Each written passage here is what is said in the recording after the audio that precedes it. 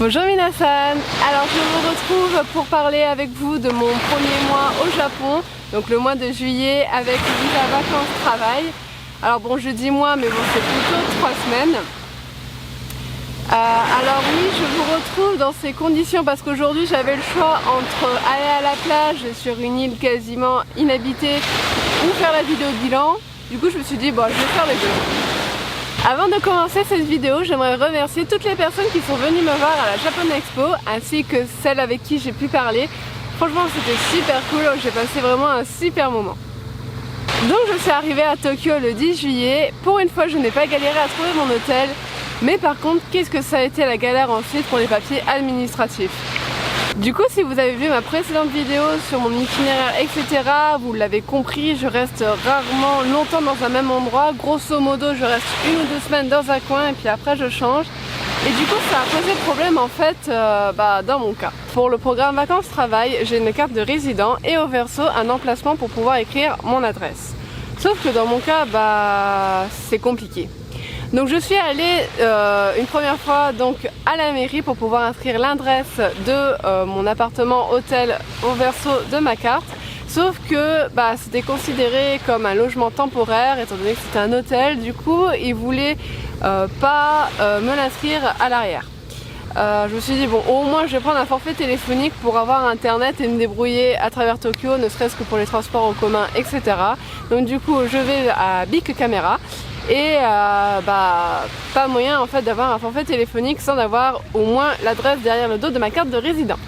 Du coup je retourne une deuxième fois à la mairie et cette fois-ci il y a une personne qui parle français, donc du coup j'ai pu lui expliquer mon problème entre guillemets, c'est-à-dire que comme je n'ai pas d'adresse fixe, c'est compliqué en fait pour moi de continuer les démarches tout simplement. Donc du coup elle a bien voulu inscrire l'adresse de mon appartement hôtel au dos de ma carte. Par contre je n'avais pas le droit à mon My Number. Le My Number c'est une sorte d'identifiant unique comme un peu le numéro de sécurité sociale. Et en fait ce numéro permet par exemple dans mon cas de pouvoir faire des virements internationaux. Bon, au moins j'avais l'adresse derrière ma carte de résident. Du coup j'ai pu ouvrir un compte bancaire et prendre un forfait téléphonique, ça c'était ok. Par contre après pour le My Number j'avais toujours pas d'adresse fixe. Du coup j'ai essayé de demander à gauche à droite à mes amis, à des connaissances que j'avais sur Tokyo. Et finalement le plus simple c'était de changer de logement au moins pendant un petit laps de temps. Et donc du coup j'ai opté pour une guest house. Donc j'y suis retournée une 3e fois à la mairie avec cette fois-ci donc l'adresse de ma guest house. Ils ont cherché sur leur plan, ils ont même téléphoné au propriétaire et finalement c'était bon. Alors par contre du coup voilà, je suis restée 2 semaines dans l'appartement hôtel et 3 jours dans la guest house et finalement c'est la guest house qui était ok pour un logement fixe. Bon, c'est pas grave, ça a fonctionné donc du coup maintenant c'est bon, j'ai le My Number et j'ai pu enfin débloquer les virements internationaux. Ouah. Bon, toute cette histoire m'a donné chaud, je vais faire un petit plouf et je reviens.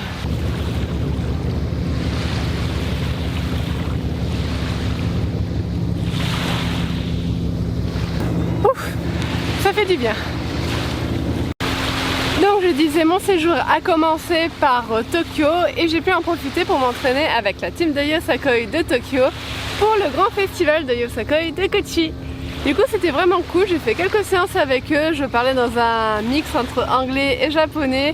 Mais franchement c'était vraiment cool, ils sont super sérieux. Dans les izakaya un peu moins. Si vous l'avez vu dans ma précédente vidéo, je parlais que je voulais faire l'ascension du mont Fuji depuis le temps que je veux le faire. Mais une fois que tous ces problèmes de papier, etc., de carte résident, d'adresse fixe, etc. soient résolus, et tous les jours en fin juillet était très mauvais au niveau du temps pour faire l'ascension. Enfin voilà, je vous mets en image la météo. Du coup voilà, j'ai préféré reporter à une prochaine fois et faire le Mont Takao en lot de consolation.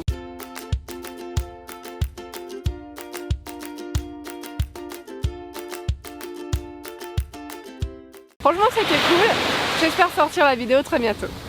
Ensuite j'ai quitté Tokyo direction Kawaguchiko qui est un lac au pied du mont Fuji.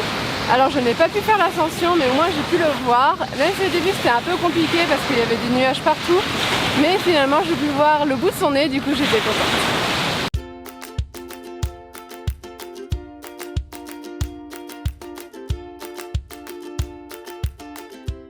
Ensuite j'ai été dans la péninsule d'Izu. Donc franchement les paysages étaient magnifiques, des cascades, des onsen, des montagnes, le mont Fuji, oui encore, les côtes, enfin franchement c'était magnifique, c'était super. Par contre j'ai failli perdre ma GoPro. À un moment donné j'ai fait un timelapse et puis il y a une grande vague qui est arrivée pour me la prendre, mais ouf, je l'ai attrapée in extremis.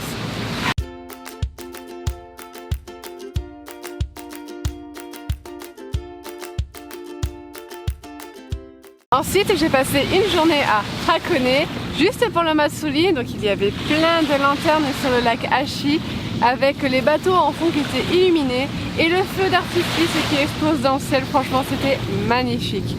Par contre il nous faisait des petites feintes, genre il faisait des petites pauses pendant le temps du feu d'artifice, et en fait quand il reprenait dans un gros boom, et du coup ça surprenait tout le monde.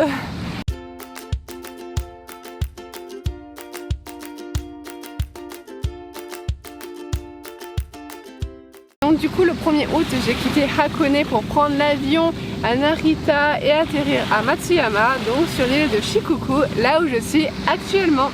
Mais bon, ça viendra dans la prochaine vidéo bilan. Au niveau de mes coups de cœur nourriture, bon ça va pas être très sérieux, mais ça a été tous les boissons et les glaces à la pastèque, notamment des combini. Bon je rigole parce que voilà, mais genre mon préféré ça a été le frappé à la pastèque de Family Mart. Donc en fait c'était une glace avec un petit creux à l'intérieur, on pouvait y mettre du lait, on mélangeait et franchement c'était super bon. En plus il y avait du chocolat à l'intérieur, franchement c'était génial. En plus avec la chaleur et tout, c'est un fruit que j'aime bien manger l'été.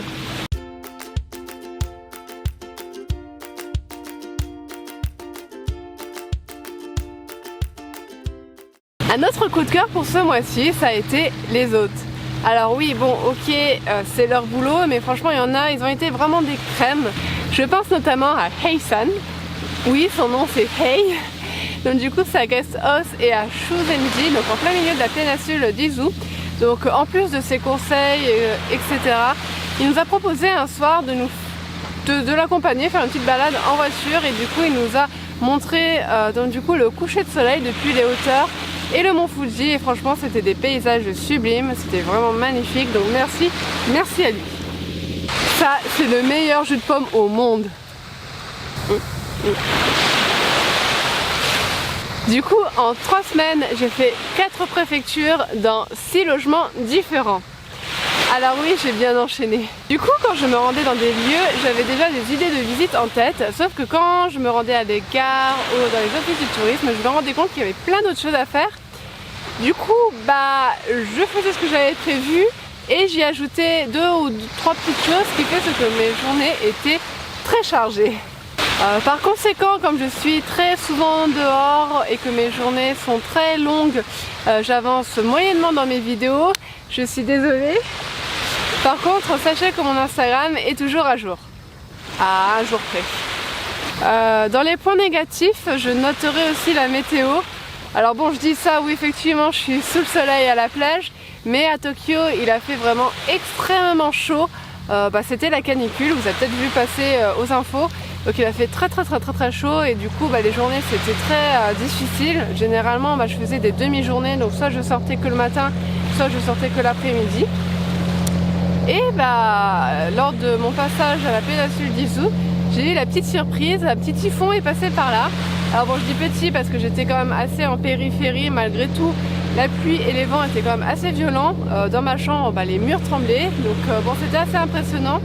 Donc une fois ça va, mais je tenterai pas une deuxième fois. Je vais terminer cette vidéo en vous montrant mes achats. Alors je les ai pas vraiment là, donc je pense que je vous les montrerai plus tard. Puis comme ça je peux profiter encore un petit peu de la mer, enfin plutôt l'océan, c'est pas vraiment la mer ici, avant le dernier ferry. Donc je vous dis à tout à l'heure. Voilà, je vous retrouve de nouveau et avant de vous parler de mes achats, je vais vous montrer ce petit sac. Qui en fait m'a été remis par la mairie de Minato lors de mon inscription. Donc à l'intérieur il y a des prospectus et des bouquins, donc je vais vous montrer ça vite fait. Donc d'abord il y a le guide de Minato, donc Minato c'est le quartier où j'étais. À l'intérieur, il y a différentes informations, comme ici les objets à recycler. On a aussi les règles lorsque l'on est à vélo. Il y a quand même 200 pages, du coup il y a pas mal de lecture. Ensuite, ils m'ont donné aussi un fascicule pour visiter Minato. Il y a aussi le guide de prévention de la criminalité. Je l'ai pas dit, mais il y a les traductions quand même en anglais, en chinois et même en coréen. Il y a aussi la carte de prévention des sinistres. Encore un fascicule pour recycler ses déchets. Une carte. Encore une carte. Les numéros à appeler en cas d'urgence. Et enfin une pub pour Minato Information Mail. Je sais pas trop ce que c'est. Je passe maintenant à mes achats, donc il n'y en a pas énormément. Le premier, vous l'avez déjà vu, c'est ma casquette que j'ai portée du coup au début de la vidéo. Ok, bon, ça fait un peu casquette genre touriste, mais c'est pas grave, je l'adore, elle est trop mignonne. Ensuite, j'ai acheté des chaussettes. Alors d'abord celle-ci, avec le petit lapin et les sakura, elles sont trop mignonnes. Ensuite, j'ai acheté des chaussettes pour Tabi, j'en aurais besoin lors du festival de Yosakoi. Ensuite, j'ai acheté quelques Gotochi cards. Hop, hop. Des différentes préfectures où j'ai été. Alors, j'en ai pas pris Tokyo parce que je compte y retourner. Et enfin, j'ai aussi acheté un agenda de la marque Obonichi. Donc cela me permet de faire un petit résumé de mes journées au Japon. Donc je vais vous montrer par exemple quelques pages. Hop. Donc la première par exemple, c'est celle-ci, le 12 juillet. J'aime beaucoup aussi celle-là. Si vous voulez en voir plus, j'ai ma seconde chaîne Scrappy Macho où je vous montre la réalisation de certaines pages. Donc voilà, je termine cette vidéo ici. C'était un mois plutôt chargé, le mois prochain le sera encore plus. Donc n'hésitez pas à me suivre et sur ce, je vous dis à bientôt. Matane!